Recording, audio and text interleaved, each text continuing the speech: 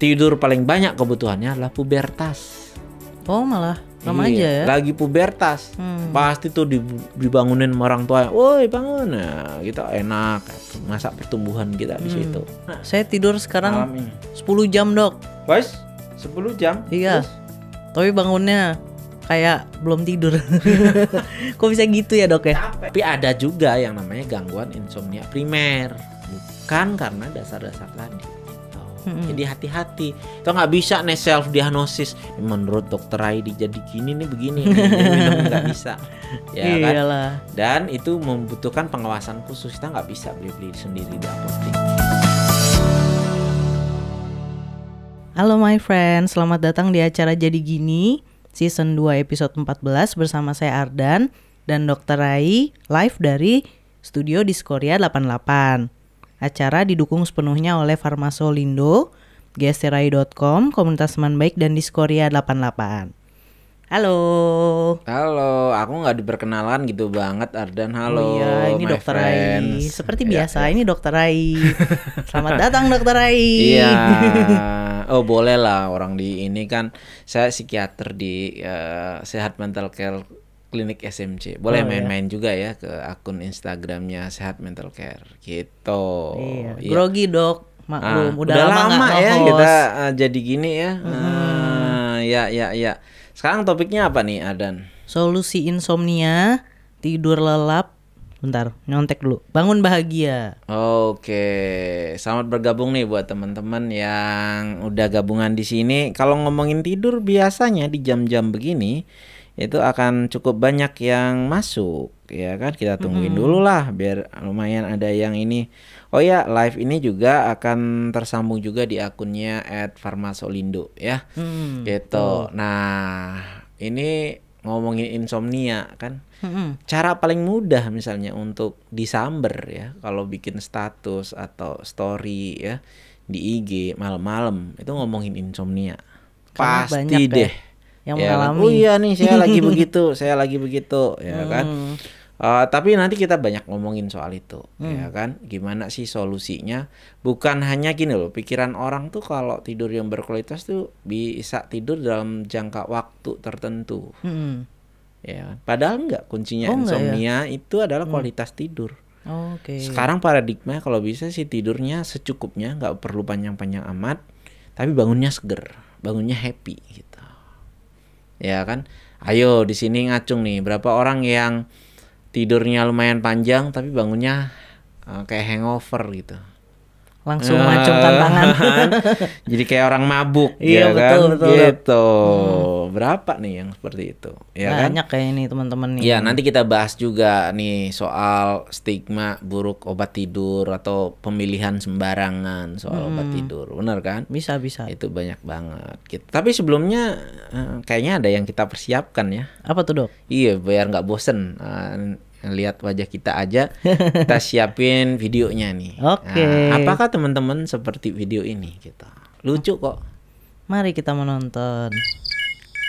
Saya tidak minum kopi, saya tidak merokok, bahkan saya tidak minum minuman alkohol. Tetapi kenapa ya saya ini ya? Akhir-akhir ini saya susah tidur.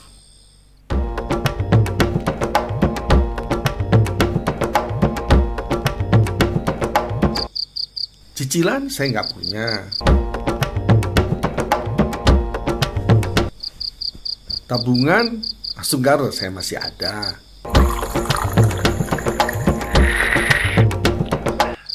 Anak-anak sudah lulus semua.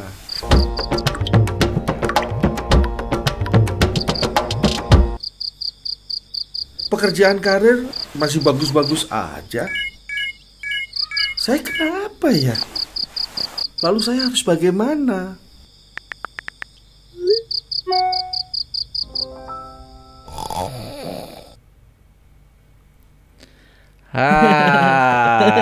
Mewakili banget kan perasaan kan. Iya tuh. Terhibur nontonnya. Jadi ada loh gitu loh yang sulit tidur, sudah coba-coba upaya pribadi. Ngapain aja tadi itu? Ada yang meditasi. meditasi. Udah relaksasi ya kan. yoga. Ya kan. Akhirnya apa? Pakai minyak minum mahal. ramuan herbal. Iya. Wah, ada yang bisikin ini pakai campur ini. Pokoknya yang susah-susah deh yang dicari ya kan.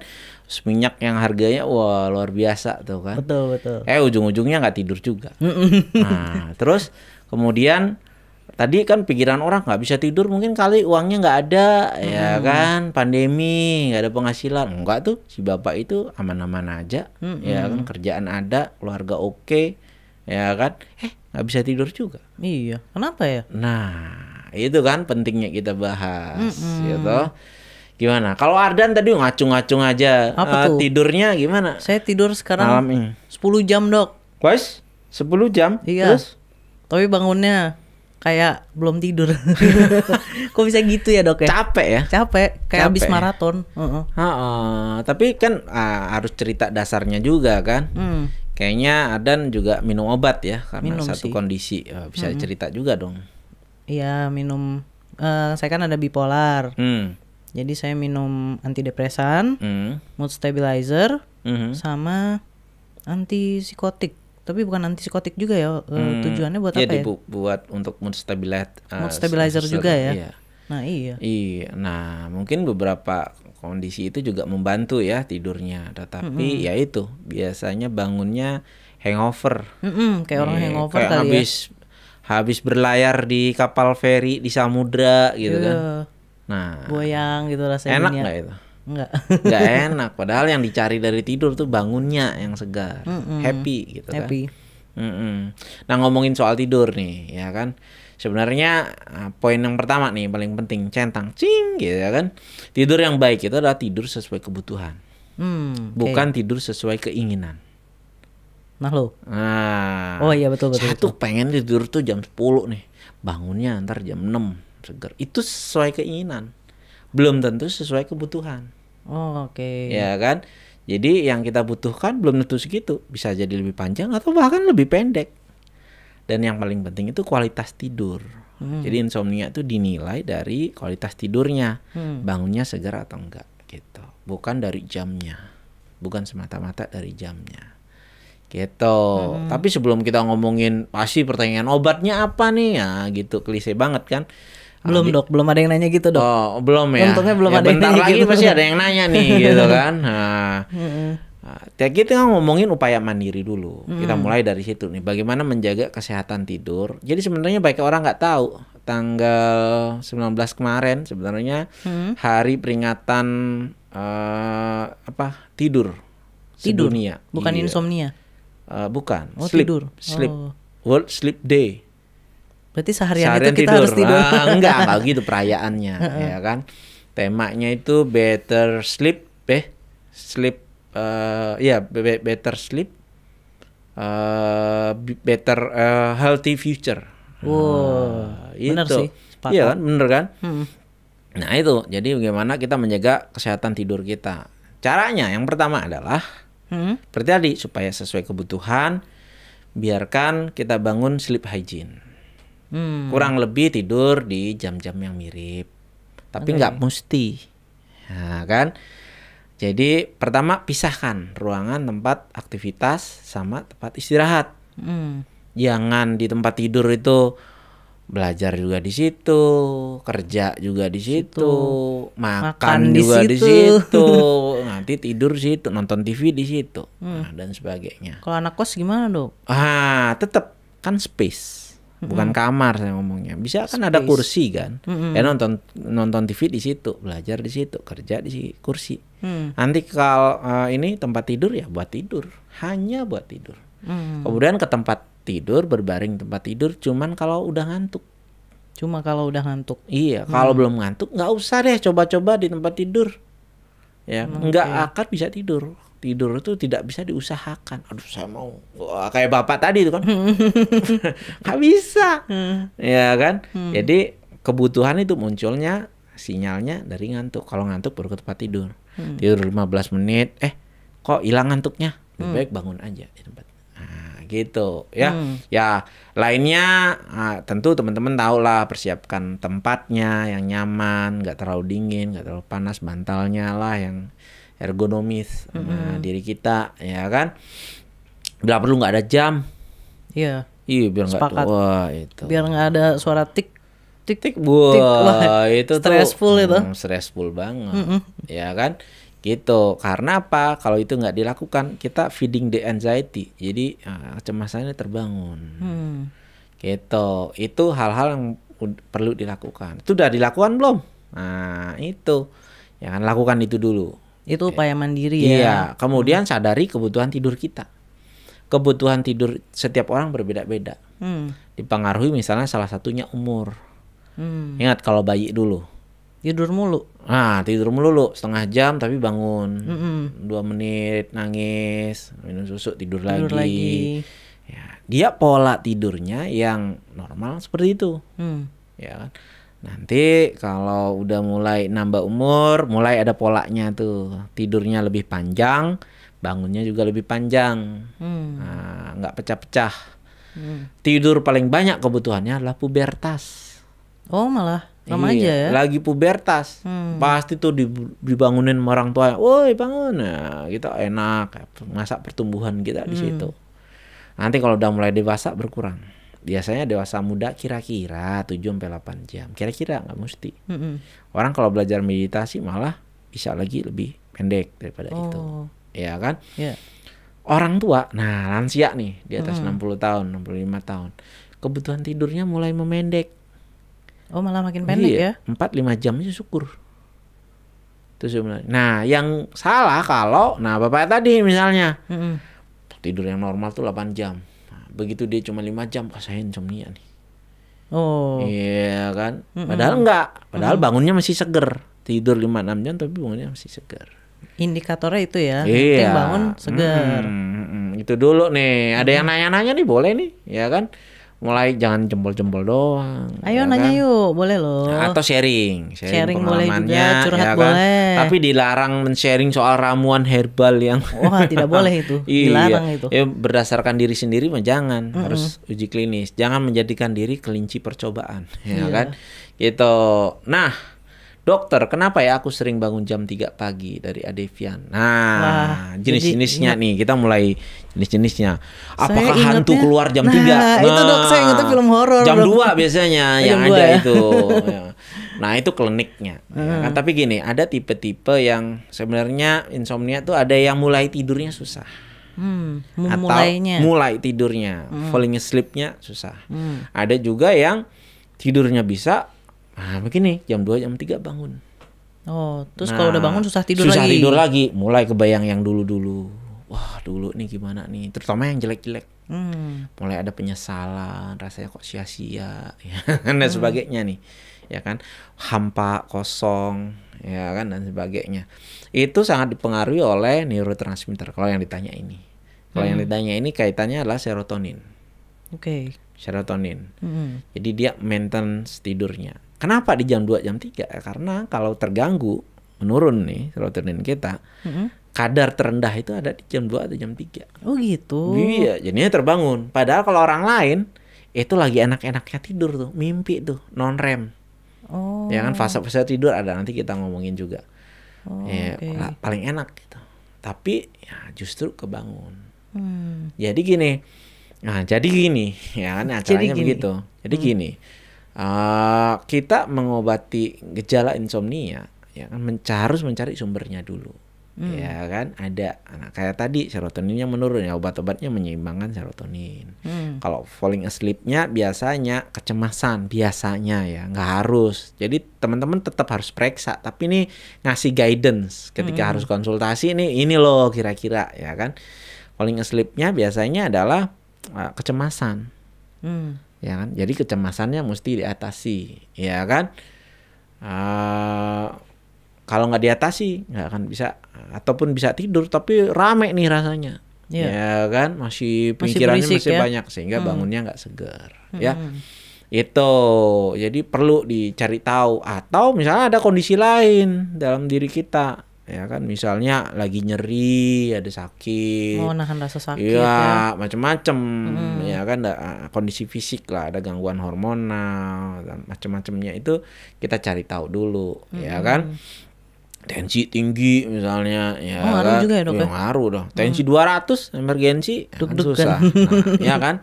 Atau kebalik, cemasnya yang bisa meningkatkan tensi secara sesaat. Jadi butuh pemeriksaan, jangan cari-cari sendiri. Ya kan? Itu. Iya. Mau dibacain lagi nih, Dok, dari Virginia. Karena suka nahan ngantuk, Dok, jadi susah tidur karena rasa kantuk sudah hilang. Solusinya gimana ya? Ada mungkin tuh. pas begadang gitu ya.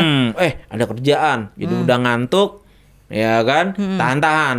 Nah, yang nakal minum kopi malam-malam. Wah, jadi begitu kerjaan selesai sudah tidur. Iya. Ya kan? Atau nggak minum kopi pun ada yang gitu nahan-nahan lewat. Seger. Ya, lewat. Saya kayak gitu juga, Dok, kalau begadang. Itu lain lagi. Itu ada yang namanya insomnia primer. Ada juga itu Iya, insomnia jadi juga. bukan karena kondisi fisik, bukan juga karena sumbernya, bukan cemas, bukan depresi, ya kan? Nah, ada yang primer. Nah, kayak tadi, jadi gangguan pola tidur. Misal selain kasusnya Virginia ya, misalnya yang tidur bangunnya kebalik karena pekerjaan, jadi security. Ya. Tenaga medis, Ya. ya kan, jaga malam, malamnya harusnya orang tidur, kita melek, besoknya siangnya mesti tidur, ya kan.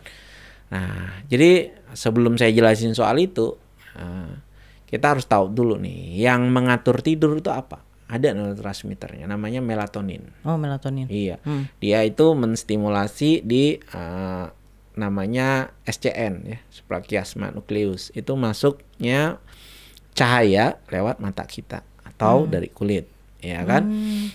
Nah, kalau itu ada, ya kan, melatonin kita mulai itu diatur sehingga terjaga. Kalau nggak kena cahaya, dia terbangun, membuat kita kalau nggak kena cahaya mulai tertidur. Jadi sebaiknya juga tidur itu diredupkan cahayanya. Nah, hubungannya kalau tadi kebalik, ya, kita tidurnya siang, malamnya bangun. Nah, melatonin kita gimana? Memang ada suplemen melatonin, tapi sampai sekarang uji klinisnya nggak ada. Melatonin murni dimasukkan itu nggak ada. Oh, nggak bisa ya nggak ternyata bisa. ya. Sampai sekarang ini belum FDA approve untuk hal itu. It's just a myth, ya, mitos.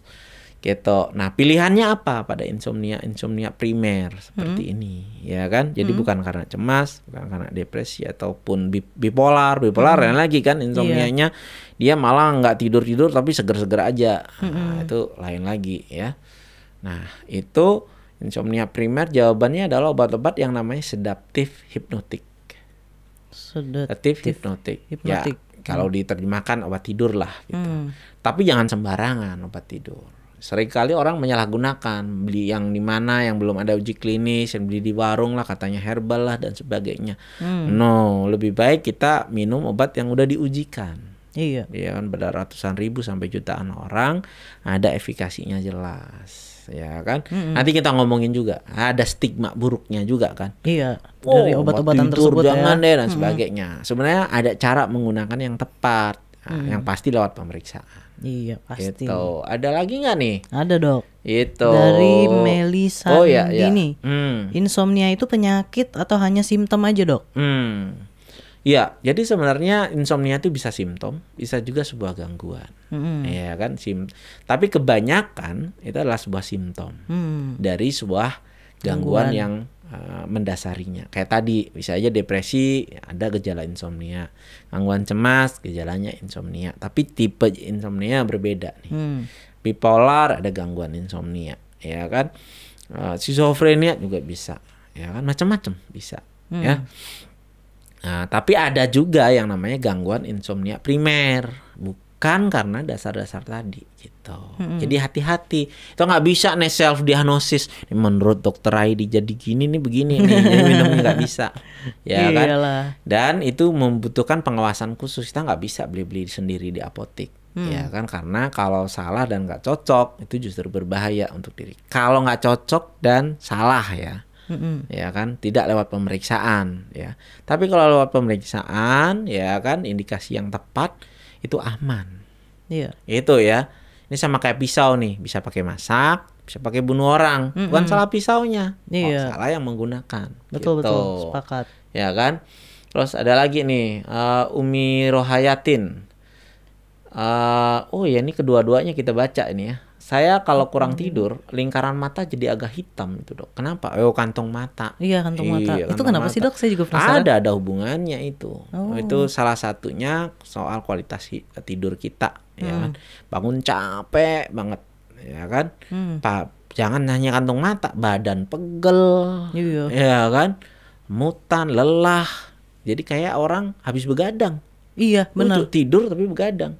Benar. Jadi ada fase tidur, fase 1, fase 2, fase 3. Gelombang otaknya ada frekuensinya, sama kayak frekuensi radio nih. Yang terakhir tidur dalam. Sebenarnya kita cuma butuh tidur dalam itu cuma 2-3 jam sehari. Nah, tetapi kan ada sampirannya. Nah, seringkali kalau orang tidur panjang di fase satunya aja terus panjang malam tuh, nggak pernah masuk 2, 3, 4. Nah itu.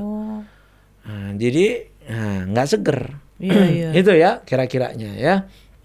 Kalau lingkaran mata jadi agak hitam itu kenapa, Dok? Hah? Kalau lingkaran jadi mata panda gitu gimana? Nah, nanti saya tanya lagi tuh ya. Kenapa tuh? Karena kan bukan langsung kaitannya sama otak. Apakah kelelahan itu juga bisa begitu? Nanti saya tanya, istri saya dokter mata. Oh betul, cocok. Iya. Siap. Tapi saya taunya sih dia operasi, itu bisa dioperasi, kantong matanya bisa hilang gitu. Oh, tapi gitu. kalau gangguan tidurnya tidak diatasi, muncul lagi. Sama aja. Iya. Jadi butuh kedua-duanya tuh, butuh ke dokter mata sama psikiater. Iya. Gitu, ya kan? Cocok.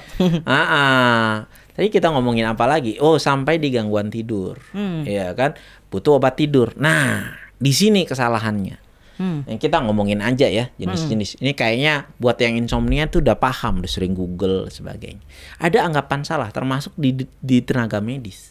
Ketika ada orang nggak bisa tidur, obatnya adalah alprazolam. Itu obat apa tuh, Dok? Obasam, merlopam. Ya itu golongan benzodiazepin. Tetapi sebetulnya itu bukan obat tidur, bukan obat sedatif hipnotik. Itu adalah obat untuk gangguan panik. Gangguan cemas. Jadi kalau orang gangguan insomnia murni dikasih itu nggak cocok. Jadinya apa? Bangunnya hangover. Oh, hangover. Tidurnya jadinya panjang, tapi nggak kayak gitu. Oh iya. Ya kan? Nah, sama aja kalau orang gangguan cemas. Bukan dikasih gangguan obat cemas, ya nggak bagus juga gitu loh. Iya. Ya. Jadi sebenarnya ada 3 jenis obat saja di Indonesia yang di-approve untuk obat tidur. Ini bukan buat ini ya, bukan untuk milih-milih obat sendiri ya. Karena ketiga obat ini juga harus dengan resep dokter. Ya nggak bisa tuh, ya kan? Nanti kita ngomong nih, ada yang jual, Dok, di pasar gelap, di ini loh, di e-commerce banyak, itu, Dok. Ya kan banyak nanya tuh gimana, Dok? Wah, itu keasliannya kita nggak tahu, isinya jangan-jangan beli tepung doang. Dan ada indikasi hukum. Kan ada tuh artis gede tatoan di Indonesia yang bawa salah satu obat tidur ketangkep. Ya kan? Ya karena bukan apa-apa, bukan obatnya berbahaya, enggak. Karena tidak mulai proses yang benar, tidak lewat pemeriksaan, tidak lewat persepan dan cara minum obat yang benar. Cuma ada 3 kok. Estazolam, ya kan, saya kan nggak boleh sebut mereknya, ya kan. Nitrazepam, itu tuh yang artis kena tangkep itu kan, pelawak, bukan pelawak dia, komedian, artis sinetron, artis film, itu tangkep, gitu loh. Nomor 3 yang terbaru ada nimetazepam, nimetazepam. Bedanya apa, Dok? Ya 2 ini sebenarnya udah lama ada, ya kan. Bagus untuk tidur, tetapi dia panjang. Bangunnya kadang-kadang masih mabok, masih hangover.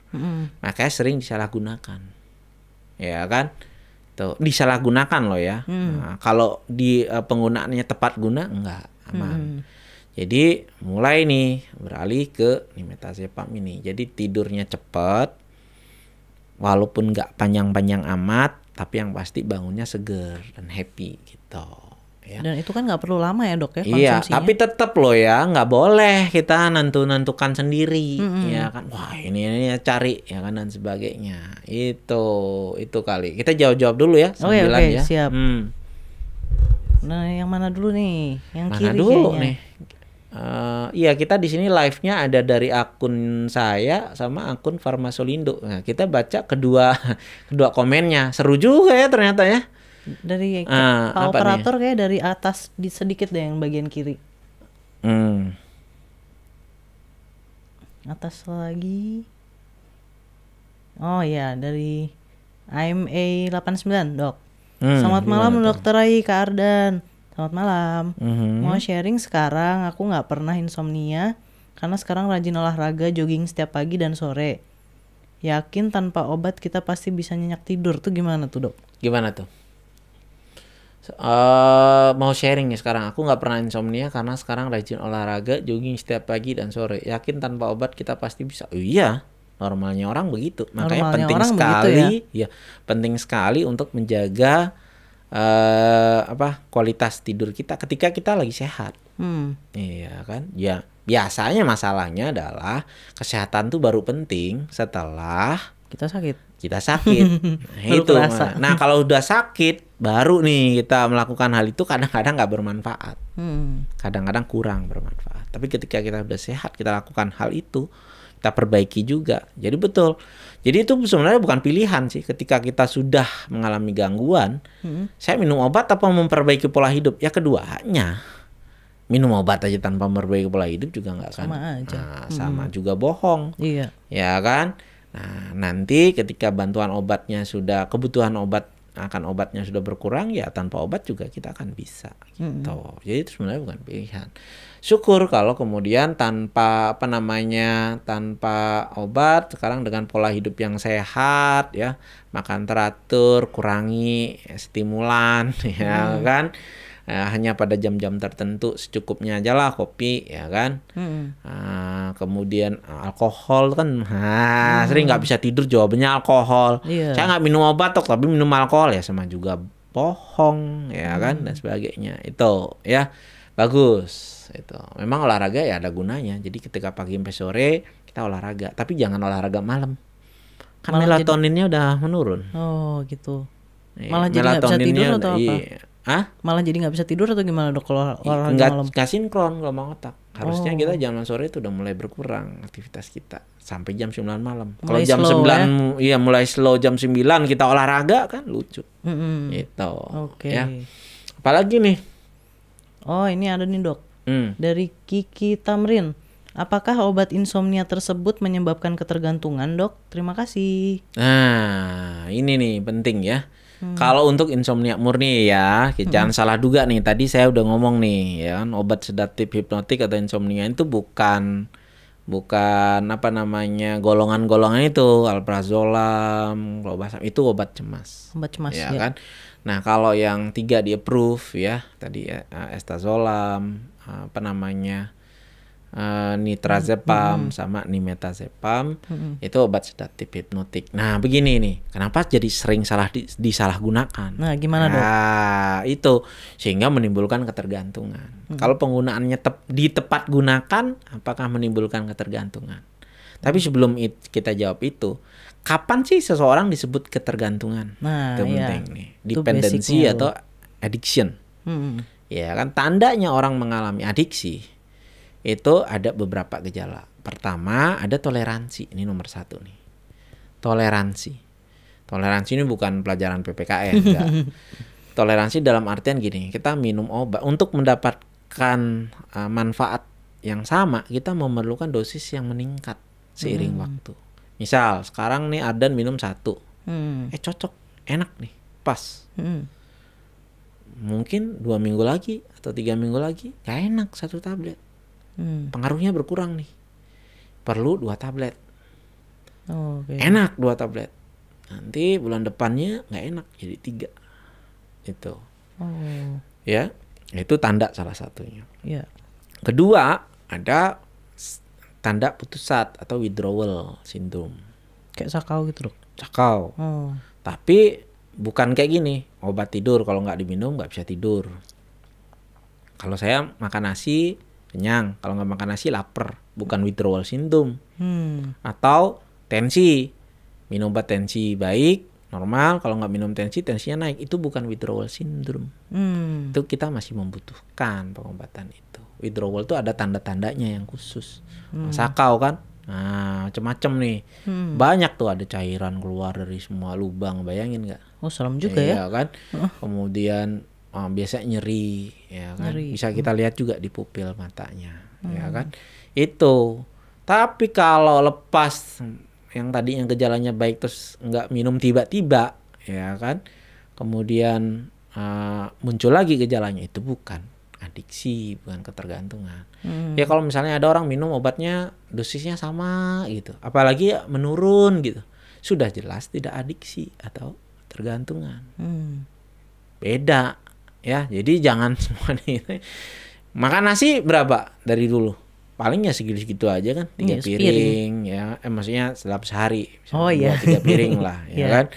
Nggak ada tuh umur sekian habis itu meningkat nggak ada. Makanya tidak disebut sebagai kecanduan atau adiksi nasi gitu, nggak ada ya.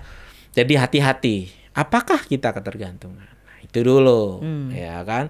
Jadi jangan buru-buru, aduh saya dok ketergantungan, karena proses pemulihan seseorang itu tergantung organnya.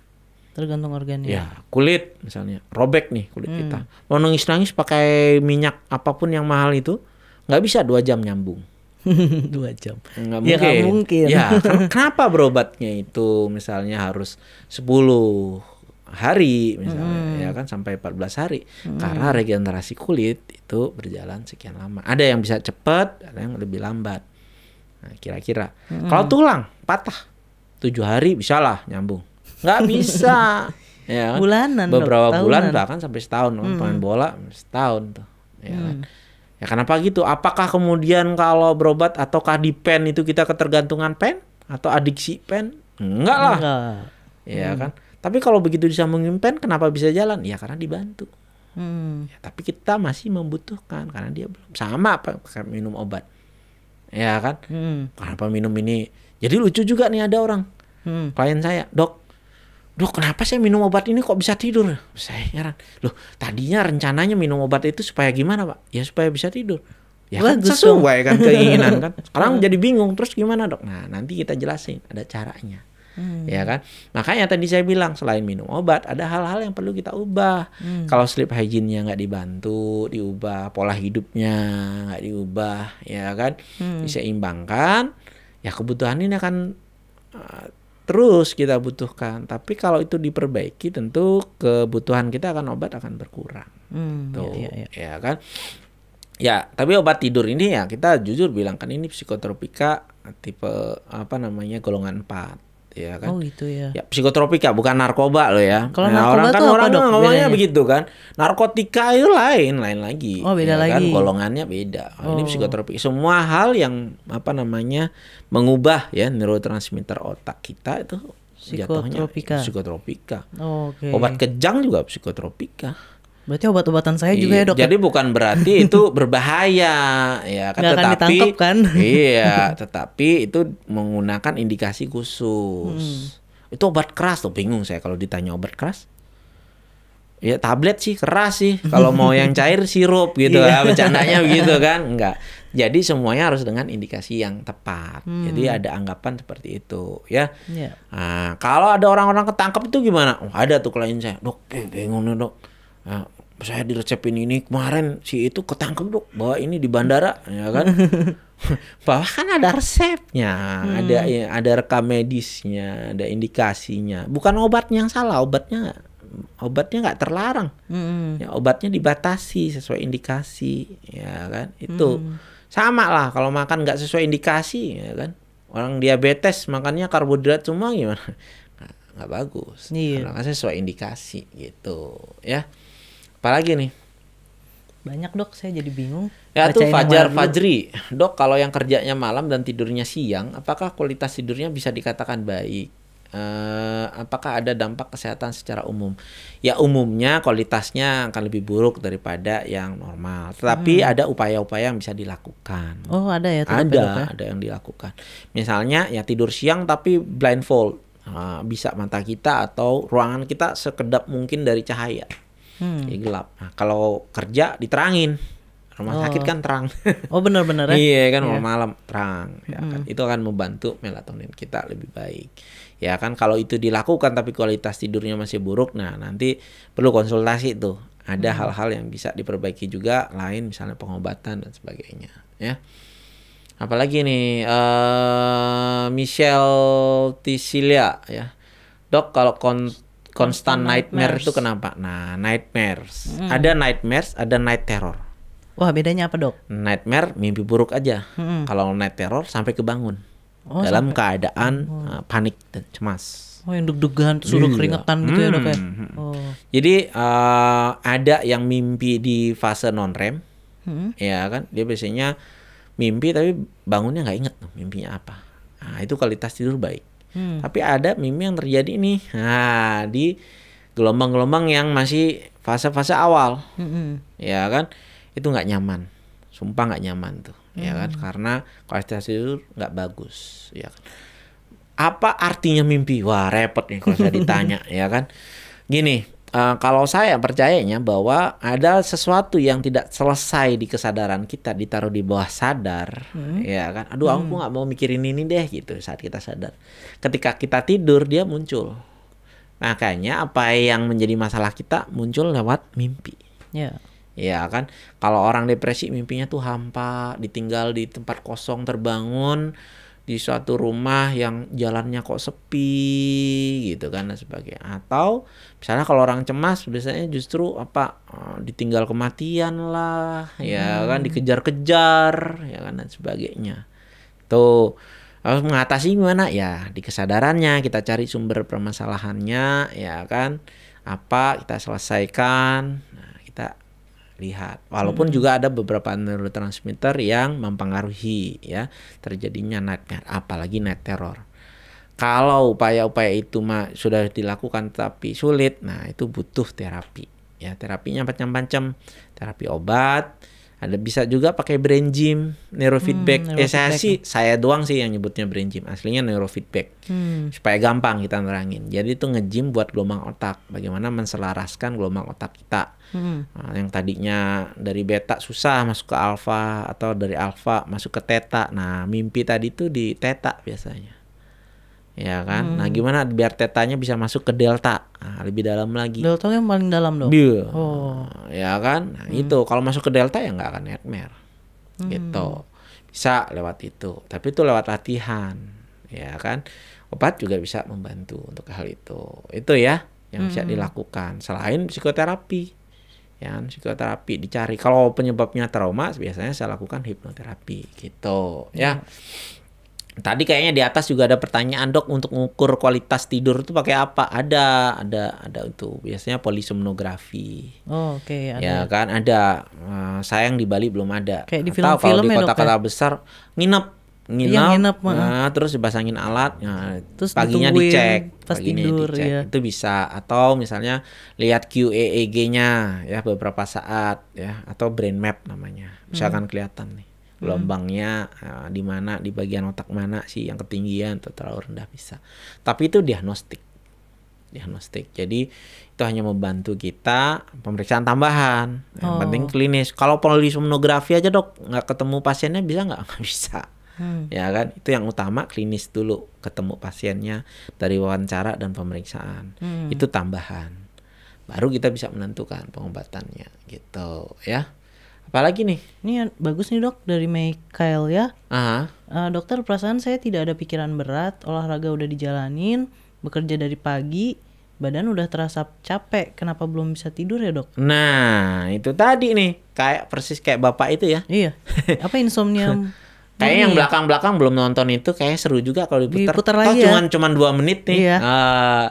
Mike Alia ya. Nah, kita apakah video ini mewakili perasaan Anda? boleh nih ininya diputar lagi. Nah, saya tidak minum kopi, saya tidak merokok, bahkan saya tidak minum minuman alkohol. Tetapi kenapa ya saya ini ya? Akhir-akhir ini saya susah tidur.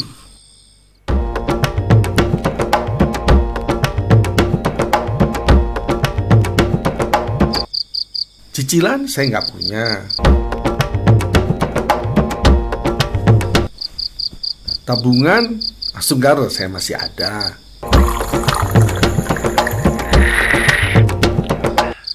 Anak-anak sudah lulus semua.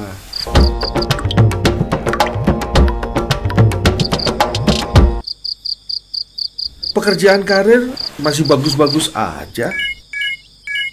Saya kenapa ya? Lalu saya harus bagaimana?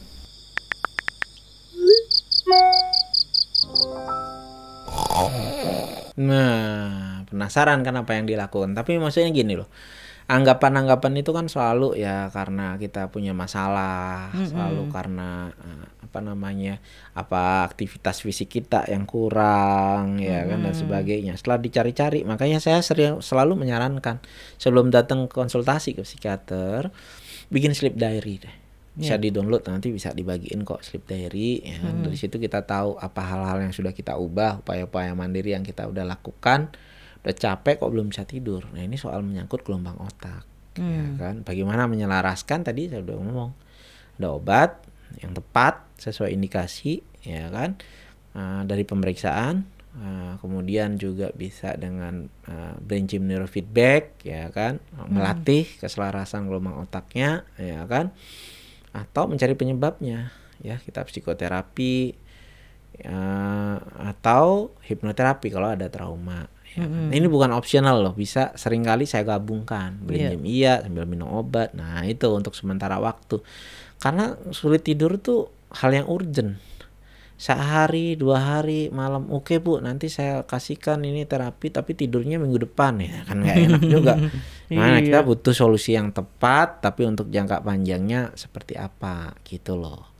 Ya jadi itu yang paling penting. Betul, ada hal-hal lain yang perlu dipikirkan ya. Nah kita ngomongin juga nih, ada yang lucu nih, saya cerita nih sebelum kita ini ya. Ada salah satu nih kebetulan orang yang terkenal juga nih. Ini karena kasus yang ketangkep itu bawa nitrazepam itu kan. Akhirnya dia kenal juga gitu loh. Akhirnya dia takut. Dia biasanya beli obat di pasar gelap. Nah, di e-commerce apa-apa. Saya nggak ngerti tuh. Kita kan sering lapor kan. Ya, e-commerce masa jualan obat psikotropika, ya kan? Lucu, dibeli mahal. Ya kan, atau di sini nih daerah-daerah wisata. Bukan saya mempromosikan ya. Wisata di Bali itu banyak tuh nawarin, ya kan? Penyalahgunaan, ya kan? Pertama bahayanya palsu, yakin isinya begitu, ya kan? Kedua resikonya, kalau kita tanpa pemeriksaan, tanpa resep dokter ya harus ditangkap, ya kan? Lalu dia datang konsultasi, takut-takut juga, ya kan nggak tahu kalau di psikiater diapain, ya kan? Setelah saya datang, saya ketemu loh, memang dia punya indikasi gitu. Jadi ngalami gangguan insomnia primer. Dicari-cari cemas enggak, depresi enggak, ya mungkin karena pekerjaan ya kan, enggak jelas jamnya ya kan, tiap hari begitu. Saya bilang ini memang membutuhkan, saya resepin ya kan, saya ajarin caranya minum seberapa supaya enggak kompulsif. Kompulsif kadang 3, besoknya enggak, besoknya lagi 1. Nah itu penggunaan yang salah. Nanti ada caranya, pasti diatur sama dokter. Nggak mungkin dokter kasih ini kalau perlu ya. PRN ya nggak mungkin ya. Itu pasti diberikan caranya. Saya berikan, dia bingung, dokter kasih dok legal. Memang kenapa? Ya kan. Nah itu salahnya, saking stigma itu tebal. Setelah kita berikan, dia minum, bagus, kualitas hidup membaik ya kan. Beberapa saat kebutuhan obat mulai menurun, akhirnya tanpa itu pun bisa memperbaiki gaya hidupnya juga gitu loh. Jadi buat yang masih nih kan, padahal kita membutuhkan, ada caranya legal ya kan. Kita masih sembunyi-sembunyi seakan-akan kita kriminal gitu, lucu loh. Lucu ya kan, seperti itu. Padahal tinggal ikutin aja alurnya ikutin alurnya. Ya kalau memang ketemu dan kita nggak membutuhkan itu, kita akan dapat pengobatan yang tepat juga gitu. Ya kan. Nah, termasuk kalau yang tadinya udah penyalahgunaan. Nah gimana nih dok, saya udah menyalahguna nih, kadang-kadang 3 tablet 4 tablet, besoknya enggak, habis itu ini lagi, ya gimana, ya itu nanti di terapi juga. Jadi kalau yang sudah indikasinya penyalahgunaan dan ini nggak dilaporin polisi juga kok, gimana, kita kan medis, kita kan membantu orang, justru dilindungi dalam masa rehabilitasi itu gitu. Ada lagi nih. Nih, Ayu Kastuti. Saya pernah diresepkan obat depresi untuk mengatasi insomnia. Tapi kenapa efek dari obat tersebut kurang ampuh ya dok? Apa obat yang saya minum salah? Nah, ini yakin depresi nih. Depresinya maksudnya dari dokter apa kira-kira kita sendiri? Banyak yang begitu. Iya. Dok, saya mengalami depresi 3 tahun yang lalu, setelah dicek skizofrenia gitu kan. Depresi ternyata gangguan cemas, anxiety gitu kan. Beda-beda ya. Oke, kita beranggapan ini bener ya, depresi. Kemudian dapat antidepresan ya kan. Untuk kasih obatnya untuk mengatasi depresi sebenarnya Dek, yang baik, bukan mengatasi insomnia. Ya kan gejala. Iya. Tapi biasanya kalau depresinya membaik, insomnianya biasanya ikut membaik, ya kan. Nah, tetapi ada nih kondisi mungkin kira-kira pertama jangan-jangan bukan depresi, ya kan. Kita evaluasi ulang biasanya. Atau obat antidepresannya butuh waktu. Iya, emang lama kan ya dok? Iya, ada obat-obat yang tidak mempengaruhi tidur. Golongan-golongan SSRI rata-rata tidak mempengaruhi tidur secara langsung. Ada beberapa jenis-jenis obat yang lain kayak trisiklik, tetrasiklik, ya kan. Ada juga yang sedatif, ya kan, artinya membantu tidur juga. Tuh. Tetapi kalau ternyata penyebabnya nggak bisa tidurnya bukan depresi, dikasih ini pun nggak akan membaik. Jadi bisa berbagai macam kemungkinan. Memang efek obatnya belum optimal, atau memang kurang sinkron antara obat dengan apa yang dialami gitu ya. Jadi perlu juga nih kita evaluasi ulang ya kan, apa yang di mana kurangnya ya kan. Ya nggak sekali datang terus langsung baik itu biasa sih. Kita perlu beberapa kali evaluasi sampai menemukan yang tepat. Gitu. Maka penting sekali bagaimana terbuka ya kan, mengurai keluhan-keluhan kita ya kan secara tepat, bukan dari ingat-ingat 3 hari yang lalu kayaknya, bisa salah.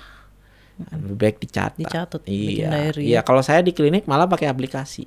Oh ada ya dok ya? Iya, Udah jurnal launching kesehatan ya? jiwa. Iya, itu ada, bisa dipantau. Jadi nggak yang seminggu ketemu dokternya seminggu sekali gitu, tapi bisa bikin catatannya setiap hari dan dikirim. Nanti saya baca, oh si ini udah oke, ini belum, ini apa. Nah, ketika ketemu kita udah lebih efektif gitu. Itu sih ya.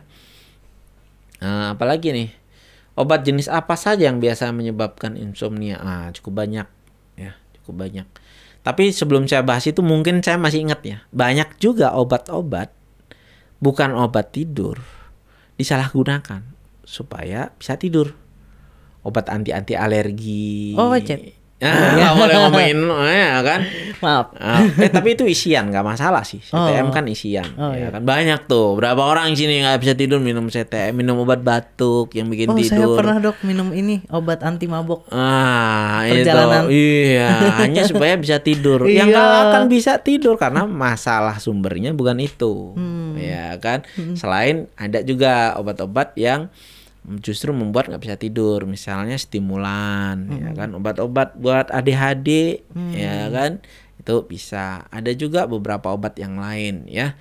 Nanti lebih baik ditanyakan ke dokternya, jangan ngira-ngira sendiri, ya kan. Bahaya. Seberapa besar sih kemungkinannya, baru ada tulisannya menyebabkan insomnia nggak berani minum obat, ya kan. Ada loh takaran-takaran atau caranya, ya, atau interaksi. Kalau minum satu-satu nggak menyebabkan sulit tidur, tapi begitu digabung jadi sulit tidur. Itu jadi perlu mengkomunikasikan itu, ya. Itu ada lagi nggak yang lainnya? Halo, ya, itu sih kira-kira ya. Marilah kita mulai menjaga tidur kita kok berkualitas ya. Kalau yang masih sehat, wah jangan bergembira, kita harus mempunyai PR yang panjang. Untuk memaintain. Gunanya banyak loh tidur itu. Banyak tidur gunanya, fungsinya, bukan cuman istirahat, ya kan. Ada anekdot begitu kan, umur saya 30 tahun, kan kita 8 jam dari 24 jam tidur, ya kan. Berarti umur saya sebenarnya cuma 20 dok, karena 10-nya tidur, ya kan, sepertiga, 8 per 20. Gitu. Nggak, bukan hanya untuk beristirahat, tetapi misalnya restore kognitif. Jadi kalau orang insomnia biasanya kognitifnya terganggu, nggak konsen, nggak fokus, Iya, sering saya lupa, mengalami itu. ya kan, bukan demensia, ya kan, tapi begitu tuh fungsi restore-nya terganggu, ya kan, ingatan. Jadi ada yang bikin mau ujian, sistem kebut semalam. Oh, itu salah banget itu. Nilai jelek. Karena apa? Nggak sempet tidur. Jadi yang bagus belajar, tidur, bangun masih ingat, biasanya akan selalu ingat. Iya. Itu. Kemudian untuk imunitas nih zaman COVID kayak begini, ya kan, mana COVID, mana nggak bisa tidur, walaupun vitamin banyak diminum, ya kalau tidurnya kualitas nggak bagus, imunitas juga menurun. Juga misalnya untuk aging, kalau tidurnya sering terganggu, penuaan dini, ya kan, Waduh. gitu. Nggak bisa operasi plastik melulu gitu, tapi tidurnya terganggu, ya kan, Iya, iya, gitu. betul.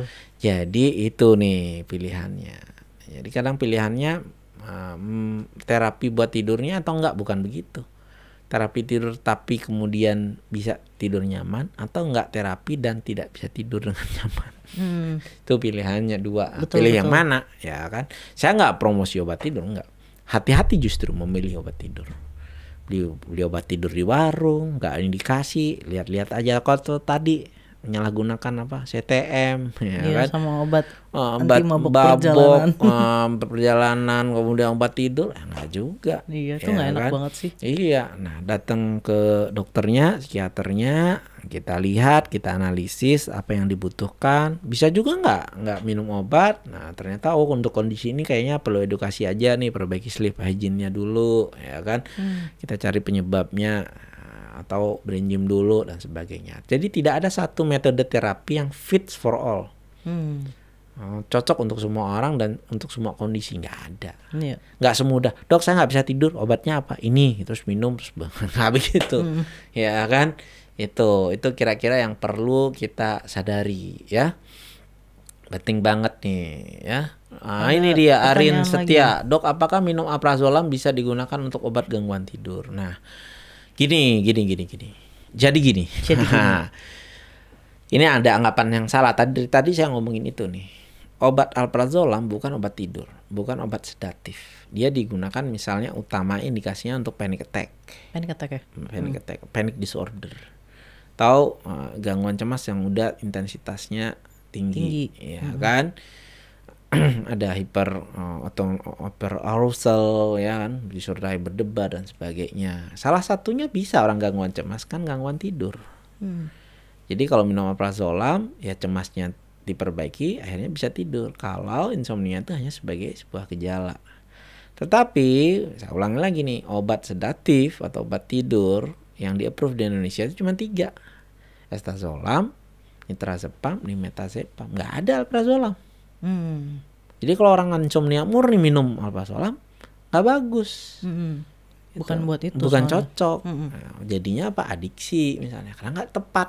Nggak tepat indikasi. Iya. Yang salah siapa? Ya kita yang nyoba-nyoba. Ya kan? Dan alprazolam itu digunakan hanya dalam waktu-waktu tertentu. Ya kan?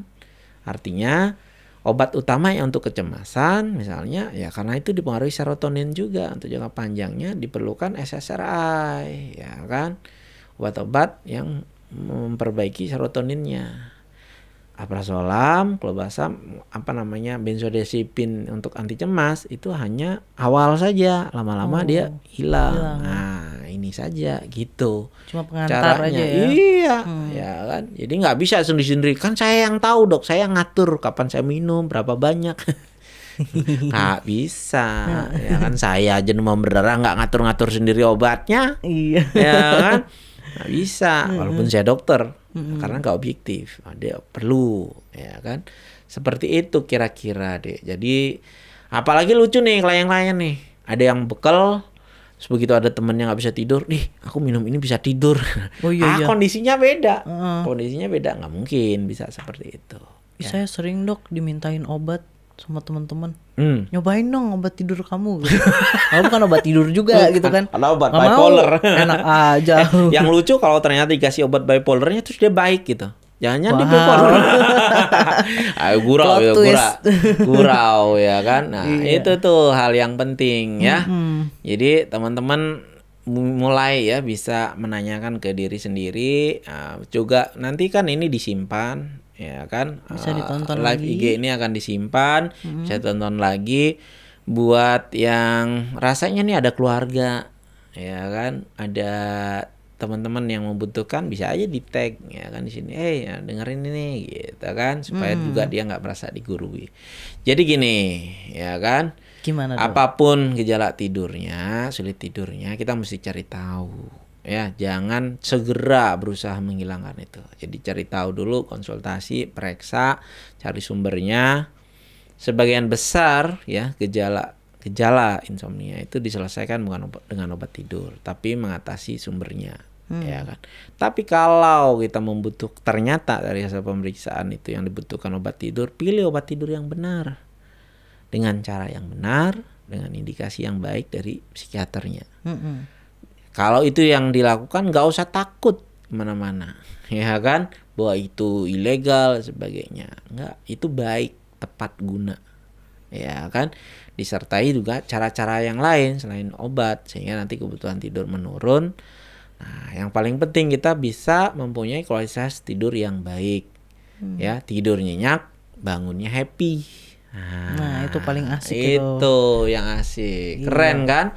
Gitu kira-kira, dan begitu dok. Siap dok, terima kasih banyak dok. Iya, kita terima kasih juga dong sama sponsornya, ya kan. Ya, terima kasih Dokter Rai, dan acara ini didukung sepenuhnya oleh Farmasolindo, gstrai.com, Komunitas Teman Baik, Diskoria 88. Oke, terima kasih banyak juga untuk my friend semua yang udah nonton, melayangkan pertanyaan dari awal sampai habis, itu makasih banget. Terus nanti kita akan kembali lagi. Kapan dok? Kapan ya? Di saat yang tepat. Di saat yang tepat. Oke, sampai jumpa semuanya. Nanti kita akan berkabar lagi. Ya, semoga Instagram. teman-teman di sini setelah ini ya bisa tidur dengan nyaman. Mantap. Bangun besok paginya happy. Ya, tidur lelap, kan? Bangun happy. Bangun bahagia. Oh, iya. Tidur lelap, bangun bahagia. Iya, bangun betul. segar lah, Bangun bahagia. segar. Itu barangkali ya. Sip. Oke, itu dulu. Nah, teman-teman yang juga mau simak terus edukasi kesehatan mental, bisa terus digabungan di akun Instagram saya @gesterai.com atau di akunnya Komunitas Teman Baik. Gesterai Wiguna. Gesterai itu websitenya gesterai.com. Gesterai Wiguna, ya kan? Atau sama di Komunitas Teman Baik akunnya @berteman_baik. Ya kan?